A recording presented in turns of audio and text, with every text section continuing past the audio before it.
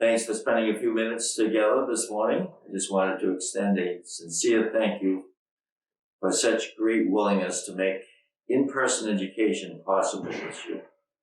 Students, faculty, and staff have been phenomenal in their work and support to make this all happen. If we have to take a step back, it should only be for a short period of time.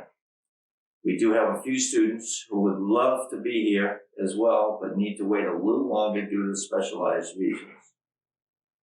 We're all tired of wearing masks and remaining in distancing mode, but we want to keep our daily lives as normal as possible. So let's keep doing whatever we need to do at school and our communities to make this happen. Thanks for your good decision-making outside of school as well. We've all heard horror stories about situations in other communities. Thanks for being creative and resourceful in your student activities, such as outdoor movies and inductions for FBLA, National Honor Society, meetings of the FFA, art, music, science, health, etc. I can go on and on with all these examples. Congratulations to our fall season teams for completing their seasons, their regular seasons, and moving on and participating in state tourneys.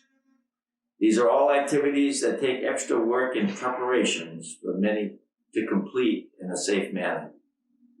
We are completing our 11th week of school because we have faculty, staff, and students working to make this happen with great parental support.